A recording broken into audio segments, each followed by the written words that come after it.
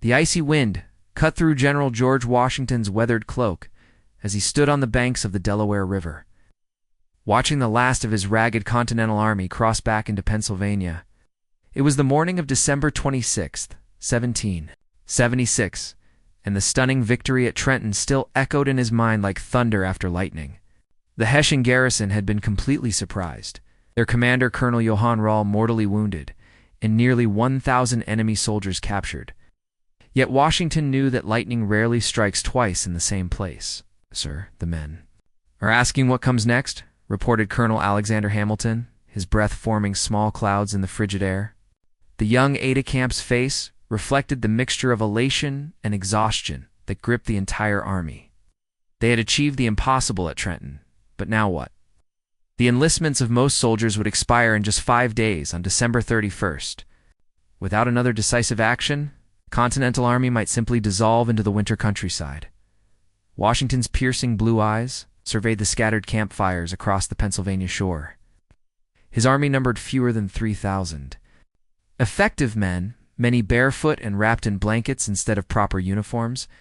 British General William Howe commanded over 30,000 troops in the New York region, while General Charles Cornwallis was already mobilizing forces to recapture Trenton and crush this upstart rebellion once and for all. The strategic situation remained desperate. But Washington had learned something crucial from his Christmas surprise. Audacity could triumph over overwhelming odds. The general's mind raced through possibilities.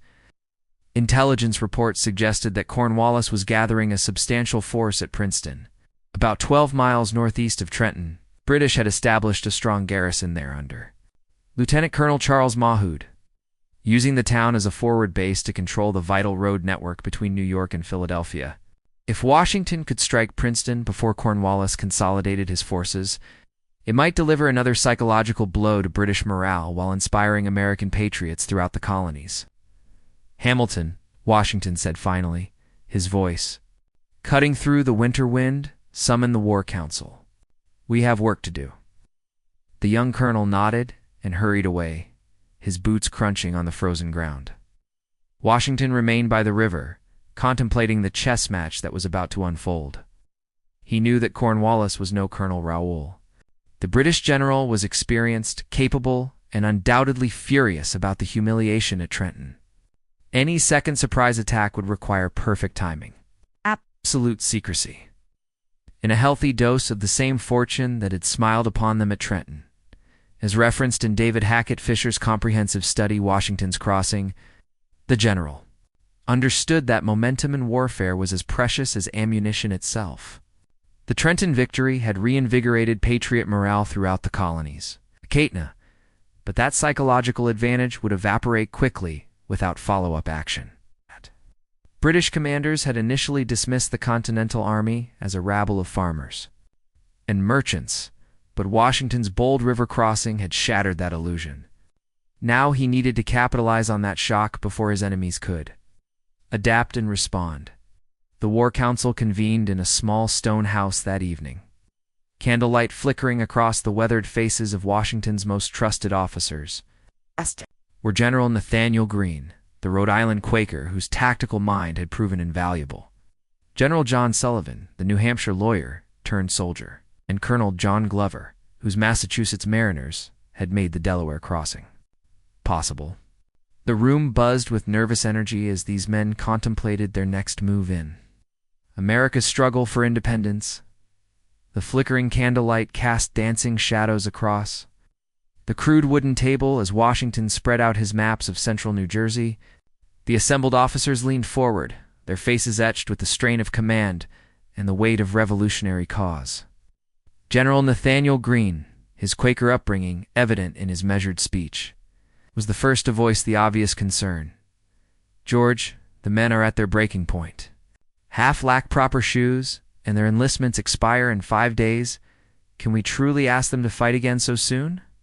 Washington's finger traced the road from Trenton to Princeton, his mind calculating distances and timing.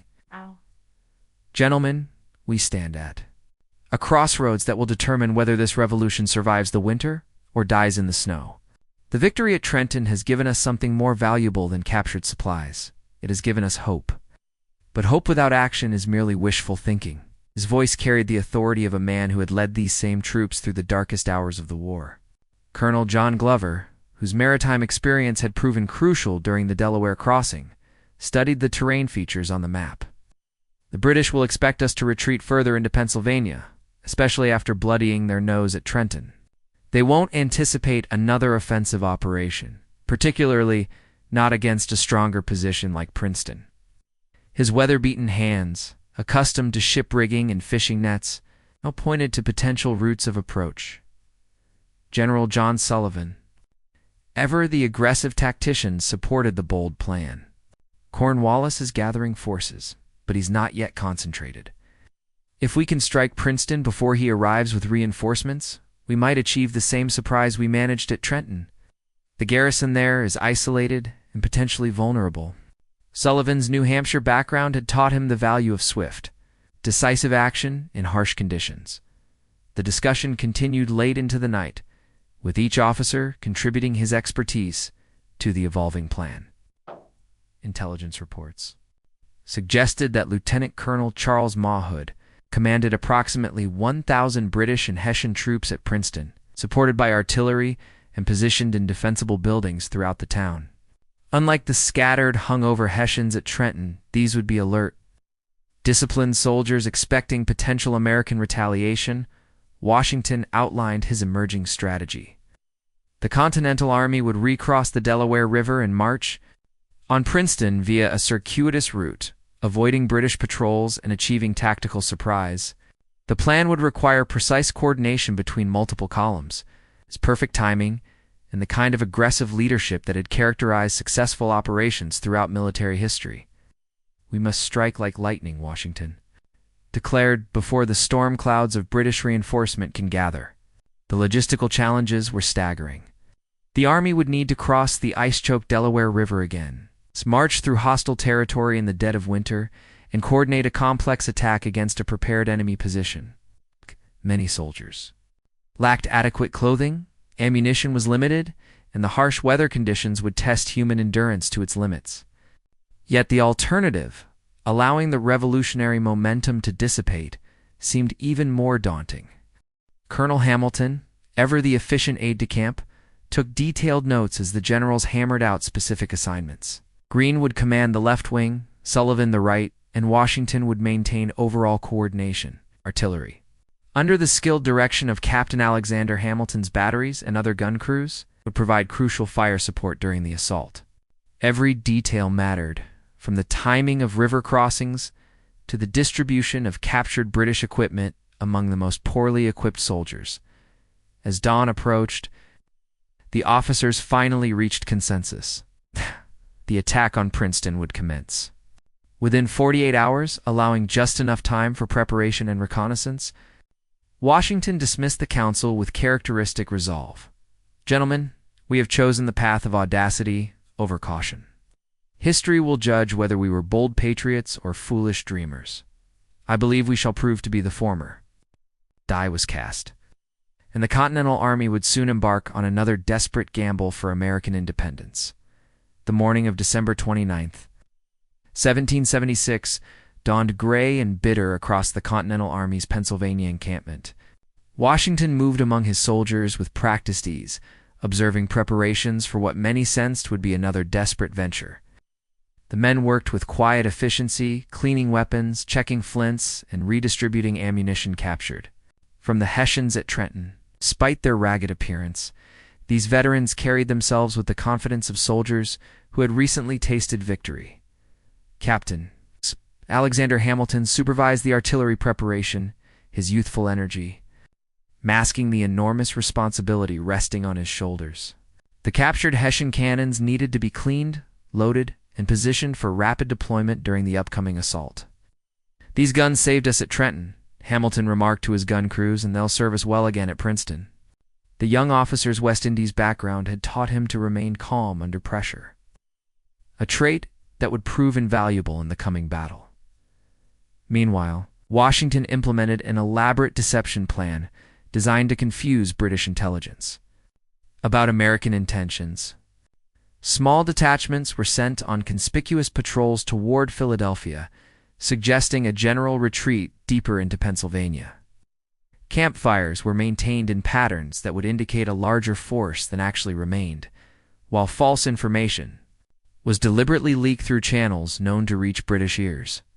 The general understood that successful surprise attacks required not just bold execution, but masterful misdirection. General Cornwallis, meanwhile, was indeed gathering forces for what he anticipated would be the final crushing blow against Washington's rebellion. British intelligence suggested that the Continental Army was demoralized, undersupplied, and likely to fragment when pressed by superior numbers. Cornwallis had been personally embarrassed by the Trenton defeat and was eager to restore British prestige through decisive victory. His forces numbered over 8,000 seasoned troops, supported by artillery and cavalry that the Americans completely lacked. The deception appeared to be working. British patrols reported Continental Army movements toward Philadelphia, while intercepted communications suggested that Washington was more concerned with preserving his remaining forces than attempting another offensive operation. Lieutenant Colonel Mulhood at Princeton received orders to maintain his position and await Cornwallis's arrival. But no particular urgency was communicated regarding immediate American threats. As referenced in William Stryker's detailed account, the battles of Trenton and Princeton, Washington's intelligence network had provided crucial information about British dispositions and movement patterns. Local patriots, including many Quakers despite their pacifist principles, supplied vital intelligence about enemy positions, road conditions, and potential routes of approach.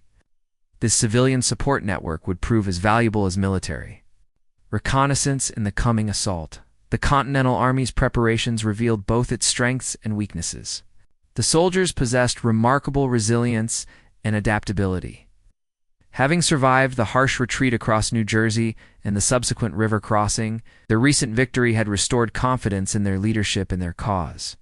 However, supply shortages remained critical, with many men still lacking proper winter clothing and some units reduced to fewer than half their authorized strength through casualties. Disease and desertion. Washington spent considerable time visiting individual units, speaking personally with soldiers whose enlistments were about to expire. His presence among the troops was more than ceremonial. It was a calculated effort to inspire continued service through personal appeal, rather than military compulsion. "I ask you to stand with me for just a few more days," he told one Pennsylvania regiment, "and help complete what we began at Trenton." Many soldiers who had planned to return home instead chose to extend their service for the Princeton operation. The march route was carefully planned to avoid British patrols while maintaining the element of surprise. The Army would cross the Delaware River at multiple points, then converge on Princeton via secondary roads that avoided the main thoroughfares where enemy scouts might be positioned. Local guides recruited from among the civilian population to help navigate the complex network of farm roads and forest paths that crisscrossed central New Jersey. By December 30th, all preparations were complete.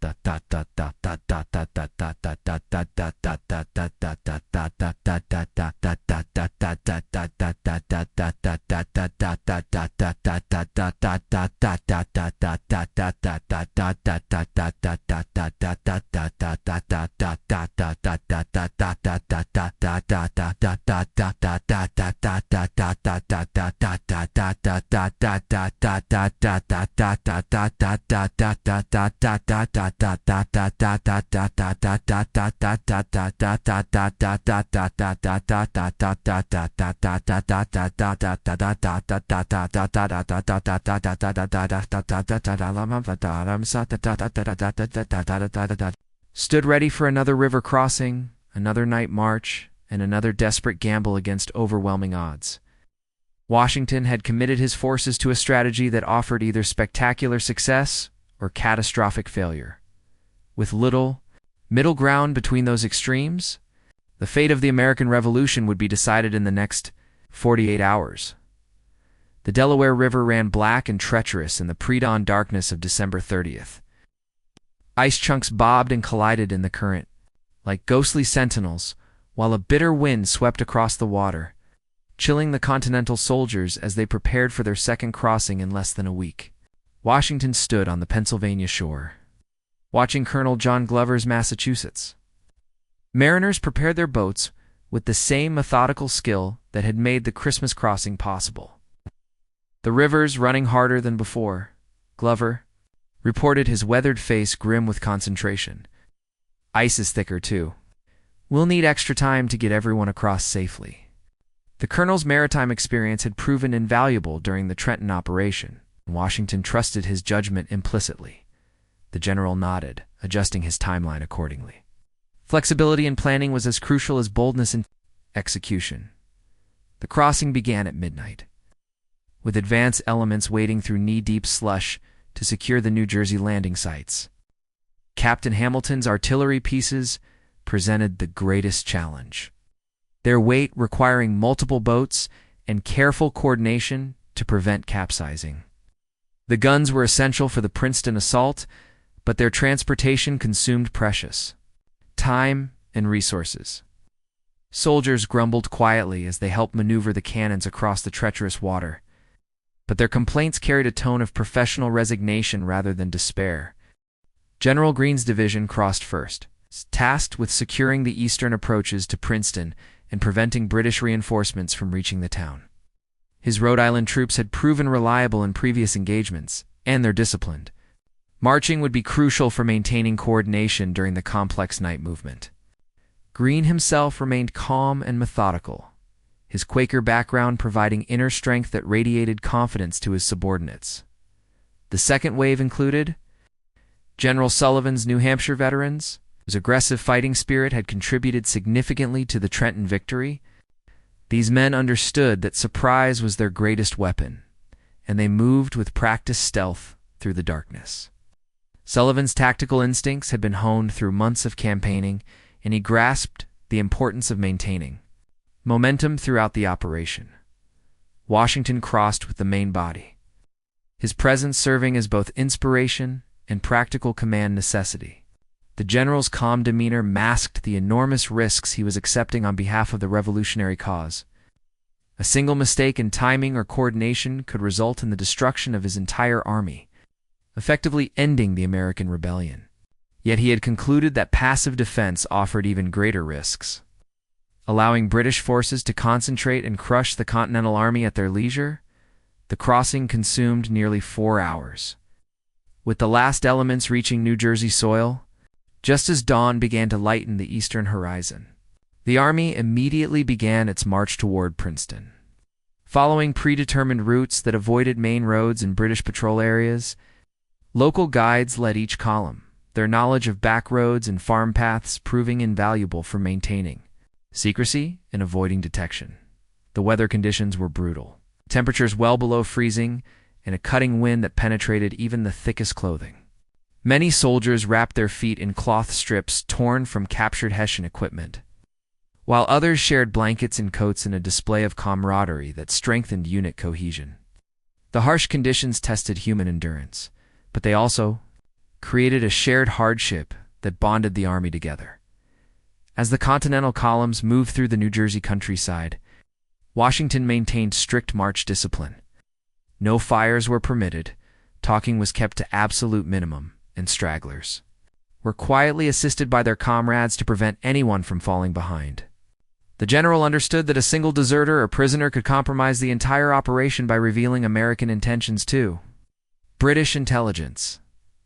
The march route took the army through frozen farmland and bare forests, past abandoned houses, whose former inhabitants had fled the war's destruction. The landscape bore witness to the conflict's toll on civilian populations. Destroyed barns, abandoned livestock, and fields left unharvested.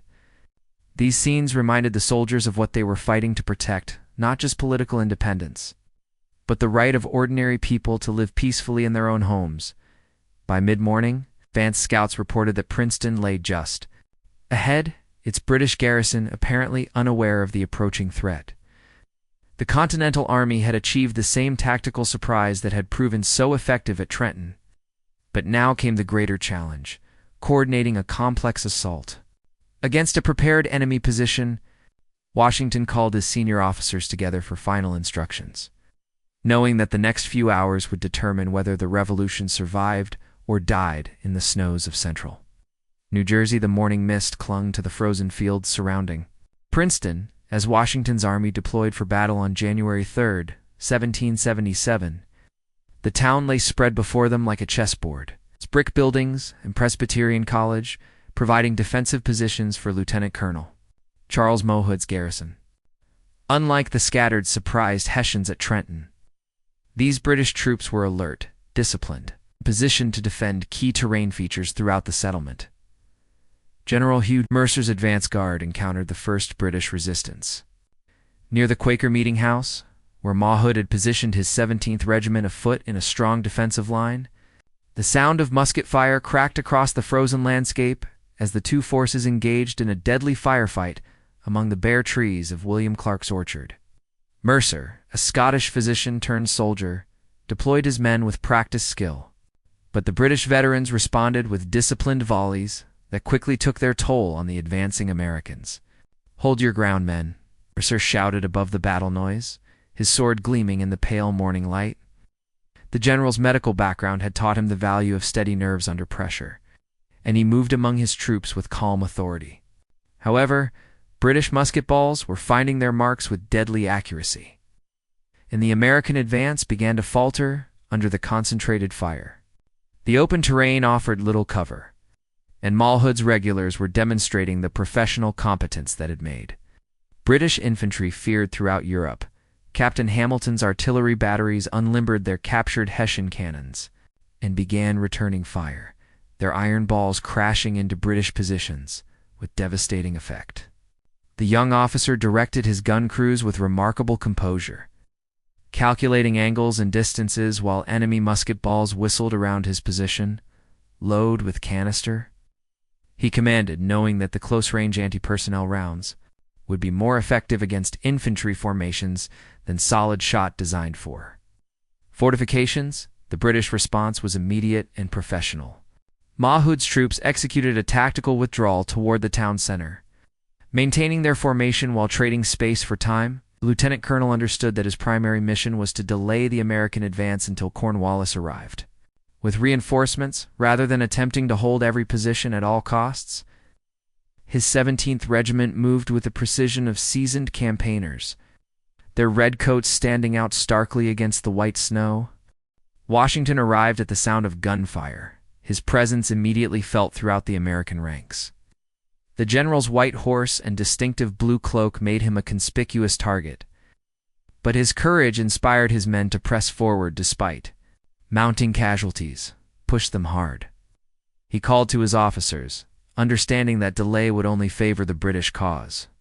The momentum gained at Trenton had to be maintained through aggressive action, regardless of the immediate costs. General Mercer fell mortally wounded during the height of the fighting. 7 British bayonet wounds, ending the career of one of Washington's most trusted subordinates. The loss of their commander might have shattered a lesser force, but these Continental veterans had learned to fight as a cohesive unit, rather than depending entirely on individual leadership. Captain John Fleming assumed command of Mercer's brigade and continued the advance, his men stepping over their fallen comrades to maintain pressure on the retreating British. The battle's turning point came when General Sullivan's flanking column emerged from the morning mist on the British left, threatening to envelop Mahood's entire position. The New Hampshire general had executed a difficult march through broken terrain, arriving at precisely the moment when his intervention could prove decisive. His appearance forced the British to divide their attention between multiple threats, weakening their defensive concentration.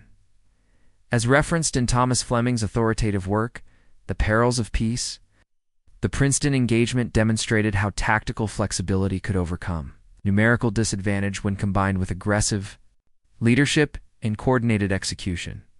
The American ability to adapt their plans during the heat of battle reflected the growing maturity of the Continental Army as a fighting force. No longer the collection of amateur militia that had fled from British regulars during the New York campaign. Mahood recognized that his position was becoming untenable and ordered a general withdrawal toward the town center, where Nassau Hall and other substantial buildings offered better defensive positions. The The British retreat was conducted with professional skill. But the relentless American pressure prevented any opportunity to reorganize a stable defensive line. The psychological impact of the Trenton victory was now manifesting itself in increased Continental Army confidence and corresponding British uncertainty about American capabilities. The British retreat through Princeton's streets transformed from organized withdrawal into increasingly desperate flight as American pressure mounted. From multiple directions, Lieutenant Colonel Mawhood's disciplined regulars found themselves caught between Sullivan's flanking attack and Washington's direct assault, their carefully planned defensive positions becoming untenable under the relentless Continental advance. The cobblestone streets echoed with the sound of running feet, shouted commands, and the crash of musket fire as the battle reached its climax. Nassau Hall, the imposing stone building that housed the College of New Jersey, became the focal point of British resistance. Captain Hamilton's artillery pieces wheeled into position and began bombarding the structure with solid shot, their iron balls crashing through windows and doorways where British soldiers had taken refuge. The young artillery officers' aggressive tactics were proving decisive, his guns providing the heavy firepower needed to dislodge determined defenders from strong positions, surrender, or face the consequences. Washington called toward the college, building his voice carrying across the battlefield with unmistakable authority. The general's presence at the front lines inspired his troops while simultaneously demonstrating to the British that this was no mere raid, but a serious military operation conducted by competent leadership. His white horse made him a conspicuous target, but his courage under fire was proving contagious among the Continental ranks. The British garrison's morale began to crack under the sustained assault, like the professional armies of Europe, where soldiers fought for pay and honor. These Americans demonstrated the fierce determination of men fighting for their homes and families. The psychological impact of the Trenton victory was now fully manifesting itself. As British soldiers who had previously regarded the Continental Army as amateur militia found themselves fought by determined patriots, Mawhood made the difficult decision to abandon Princeton entirely, ordering his remaining forces to withdraw toward New Brunswick, where they could link up with larger British formations. The lieutenant colonel's tactical retreat was skillfully executed, but his strategic defeat was complete. The Americans had achieved their second stunning victory in less than 2 weeks, capturing substantial supplies and equipment while inflicting significant casualties on professional British troops. The pursuit began immediately, with American cavalry and light infantry harassing the retreating British columns. Washington understood that the psychological impact of victory could be multiplied by aggressive follow-up action that prevented the enemy from regrouping and counterattacking. His forces captured additional prisoners and supplies during the running fight. Adding to the material benefits of their tactical success, Captain Hamilton's artillery continued to play a crucial role during the pursuit, his mobile guns providing fire support that discouraged British attempts to establish rear-guard positions. The young officer's West Indies background had taught him the value of seizing opportunities when they presented themselves, and he pressed his advantage with characteristic boldness.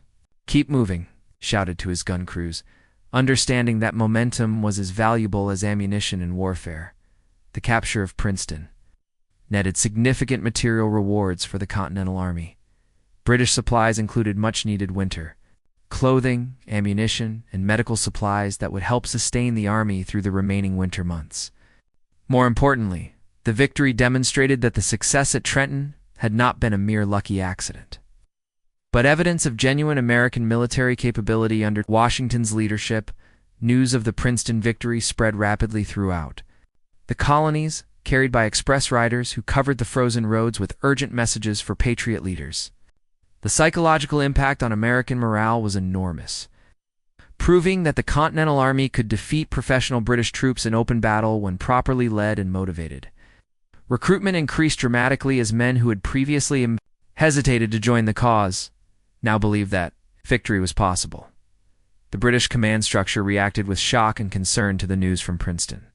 General Howe's strategy of crushing the rebellion through overwhelming force was clearly failing, As Washington's army demonstrated an ability to strike effectively despite numerical disadvantage, the American general's tactical innovations were forcing British commanders to reconsider their fundamental assumptions about colonial military capabilities.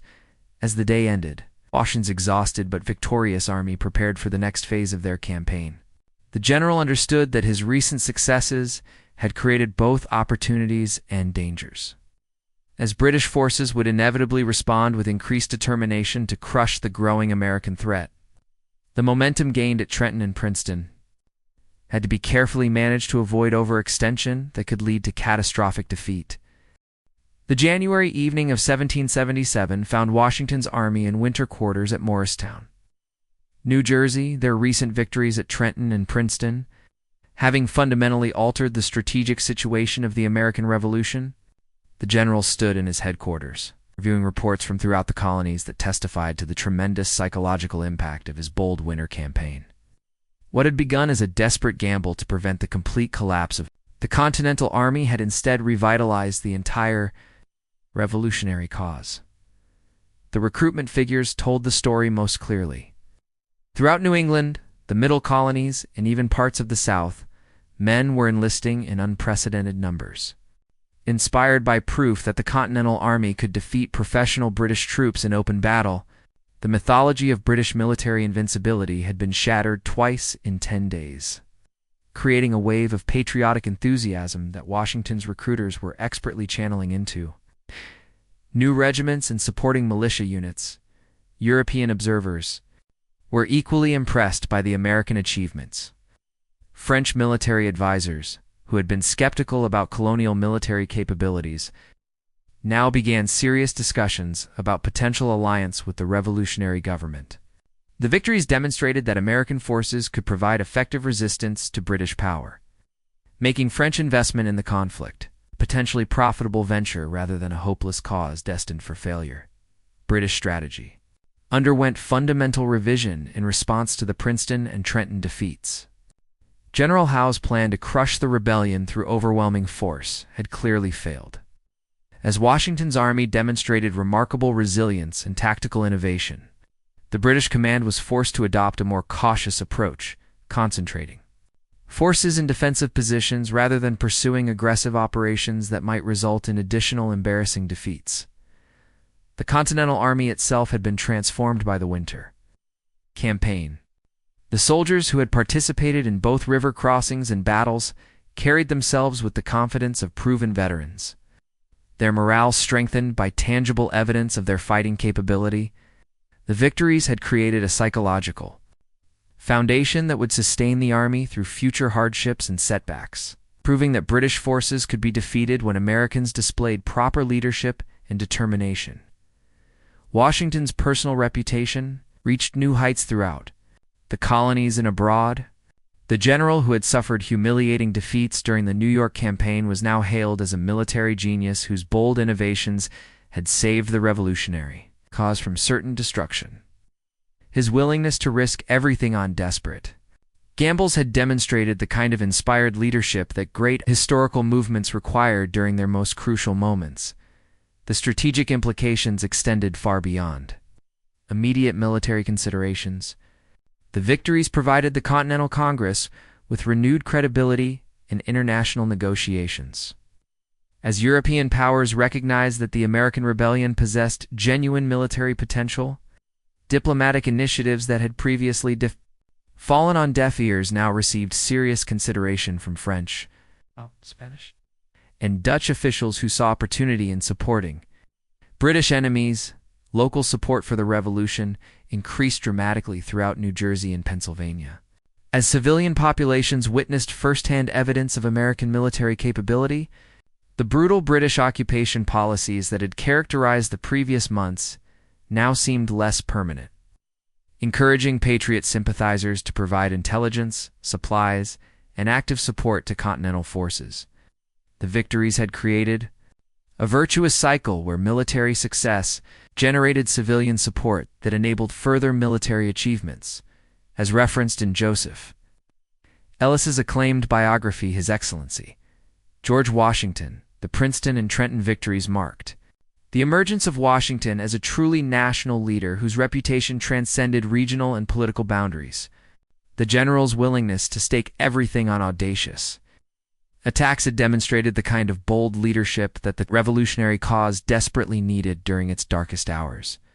The winter campaign's conclusion found both armies settling into extended hibernation, but the strategic balance had shifted decisively in America's favor.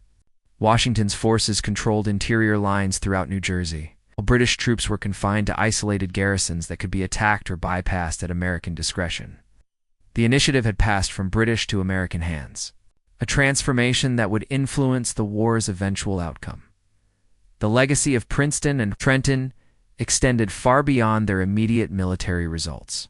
These victories established precedents for American military doctrine that emphasized mobility, surprise, and aggressive leadership over numerical superiority or conventional tactics. The winter campaign had proven that Americans could compete successfully with European professionals when they combined patriotic motivation with skilled leadership and tactical innovation. As 1777 dawned, the American Revolution had survived its most dangerous crisis and emerged stronger than before. The bold attacks that continued the momentum from Trenton had indeed secured the Revolution's future, transforming what had seemed like certain defeat into the foundation for ultimate victory. Washington's gamble had succeeded beyond his most optimistic expectations, ensuring that the cause of American independence would survive to fight another day.